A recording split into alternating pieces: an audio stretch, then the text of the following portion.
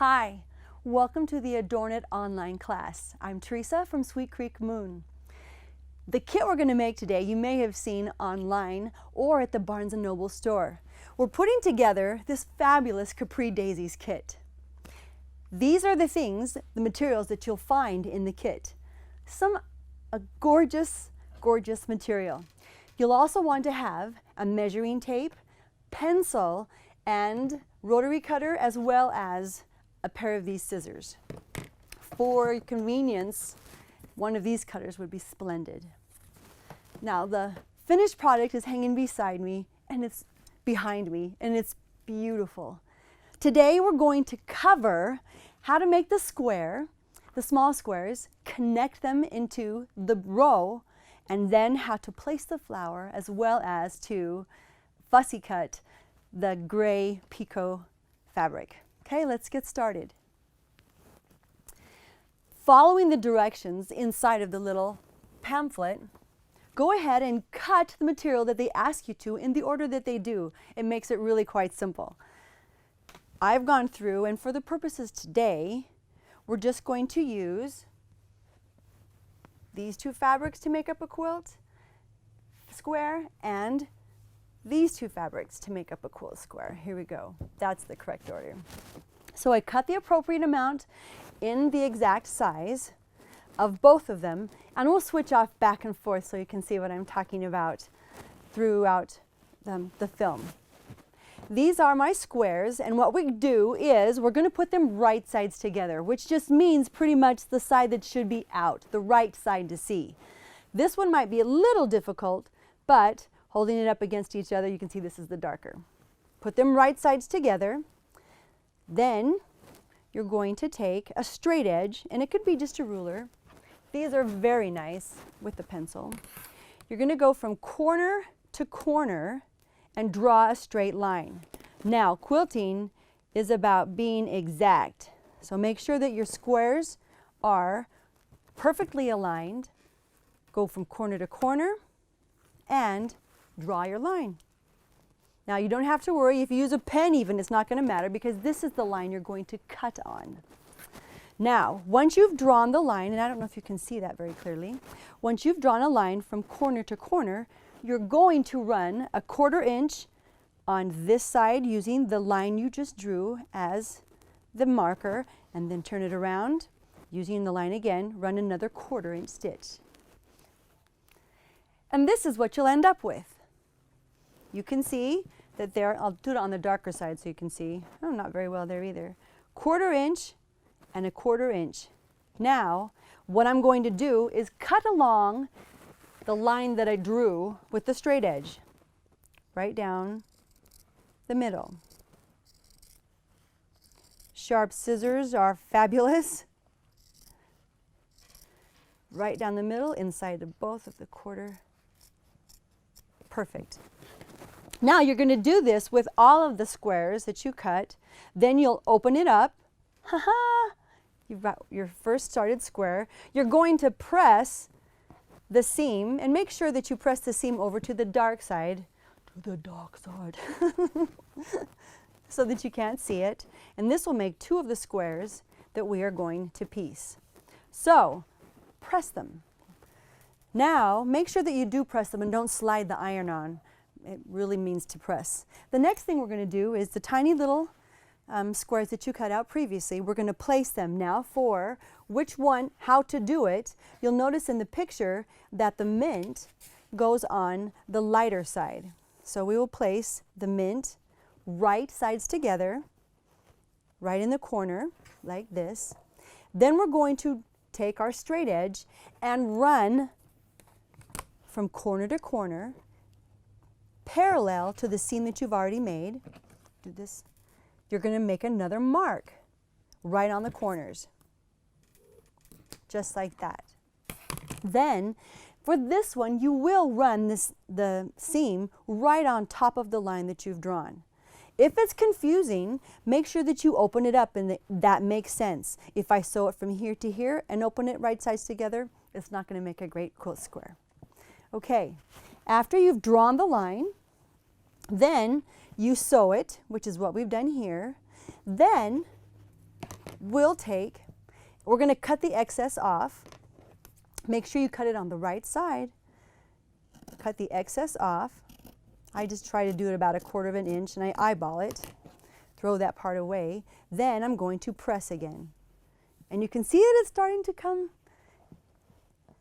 together, which is really quite fabulous. So I've pressed it. Now I'm going to take two, this is pressed here, I'm going to take two, which is what this is, make sure they meet in the middle and run a 1/4 inch seam all the way up. Then I'm going to press that. You can see that we have 1/2 of a complete block. Let me grab the other half. Now the thing to do next is to run a 1/4 inch seam all the way across the bottom, and then you will have one complete block. That's pretty exciting. That is really exciting. So once I have, you'll notice you will have 1, 2, 3, 4, 5, 6 little blocks. 2 of them will have the yellow with the mint, and the others will have the gray with the neutral color, which is so beautiful. Now what we're going to do is we're going to piece together this top row because there are only 2 of them.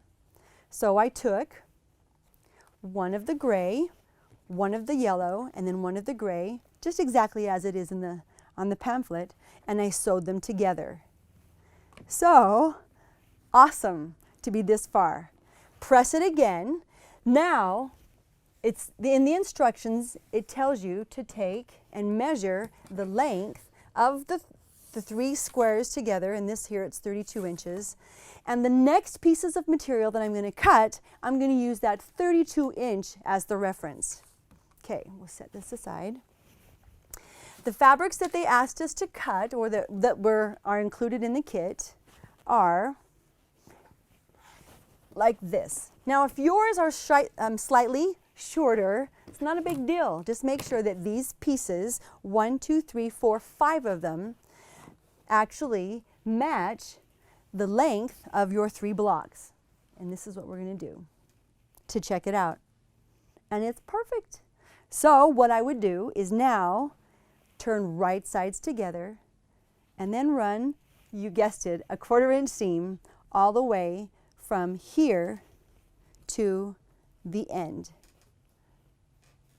Right there. Then you have, whoa, you'll have a strip of this here and a strip there. Now, before you put that strip on, you're going to sew together the 5 pieces of fabric in the middle. Again, referring to this, it'll give you exactly the order to put them in if you want it to look like this. I sewed them, you'll see on the back, a 1/4 inch seam, which makes it so simple. When you're quilting, a 1/4 inch seam. Sew them together, press them, and at this point you would sew on the 3 blocks that we finished up here. And by this time it's a little bit, you're getting giddy because it's starting to look really much like you want it to in the quilt.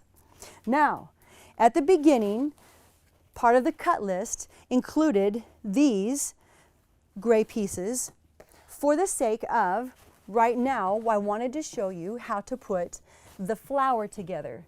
The full flower, I don't know if you can see this, that's on the quilt right in the middle. Easy to do. In the booklet that's inside of the kit, they've given you the pattern. Now instead of cutting it out of the booklet so that you can just keep this together for further future reference, I would just take a piece of tracing paper, or this is just a piece from our copier, and I would quickly, well it's not I quickly traced around for the petal so that I could cut this out instead of cutting the one from the book. It tells me it's the template, and I'm also going to just flip over the page, and I'm going to, for the other one, do the exact same thing. They'll both fit onto one. If you wanted to, you could use that edge there as the edge of the paper, and then go ahead and do the template. And just do it till you get it right. There you go, and you know which one to cut it on. All right. With the templates cut, you'll cut out the pieces of material that you need to. For the big flower, the center is going to be just as is, so we'll do that. Now, the choice here, you can actually just use the fabric, I used a little bit of heat and bond on the inside of the center of the flower so that I could help make the petals stationary when I sewed them. Here we go for placement. Pretty simple. I would put it up here for a reference. There are 1, 2, 3, 4, 5, 6 petals. And you really can't do wrong with this. Using the 6, it goes a little bit underneath. And I'm just using, pretty simple. Now I know one goes directly across. Make sure that these are right sides up, just so that you get it, the bright part of the flower or the fabric is up. So across, this one goes across, lay them out. Now after I get them all laid out, it would be easy enough to take my iron and just press down the center of the flower. Then I would take a stitch and go around the edge of each flower, 1/4 inch, you guessed it, around each of the petals. Those are for the other flowers. And then on the inside of this as well. Now you'll notice that there is this adorable piece of tiny check that's inside of the flower. You're supposed to cut 2 strips at the very beginning, which I did. I knew these would be for the half flowers, so I already cut it in half, ran a seam, a basting stitch, which is the biggest stitch on your sewing machine, and all you have to do is pull one of the threads and gently gather as you go. Don't pull so hard you pop the thread, because that's going to make for a sad face, a really sad face. Okay, so I've already done that to this one, measured around, and even sewed the seam closed using, as you guessed, a 1/4 inch seam. At this point, after I've sewn around the petals, this is already pressed down, I'll take and lay, and this is so cute.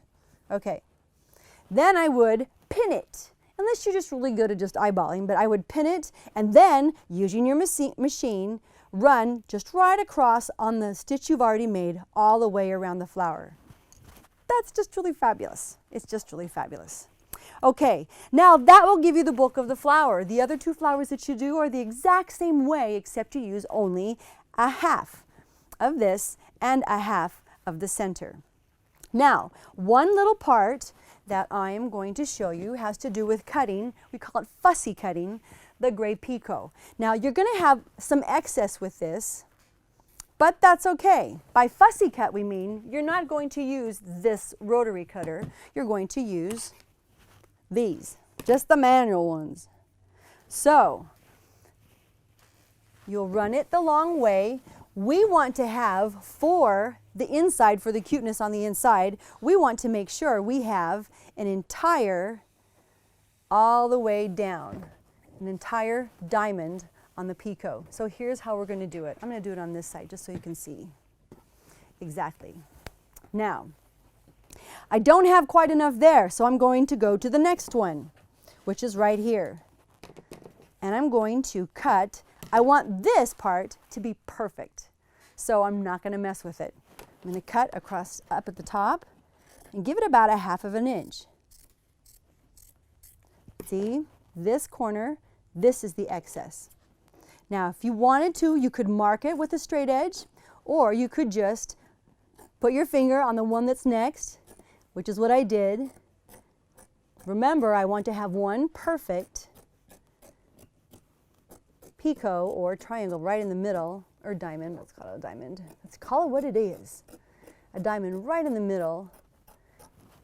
And I would continue all the way down. Now, not quite done because I still have this side. If it helps you, cover it up with your hand or with a piece of material so it'll remind you that this is the one I want whole. So again, taking my scissors, I'm going to cut just above this perfect corner. Keep going down. Here's the corner, just above it. There's the corner and just above it. So I'm going to do that all the way down. So now that you can see that the piece I'm cutting, there's the perfect piece that I'm going to use to cut that goes on the quilt. So this is how it will look when you're done. A perfect pattern for the inside of your quilt. Well, I hope that this has been helpful. We love that you stopped by. It's a wonderful quilt for beginners, and as well as for the seasoned quilter, it's also fun to put together. If you have any more questions inside of this, it answers them pretty explicitly. Thank you so much for watching, and if you loved what you saw, please subscribe. We'd love to have you around here more often. Thank you.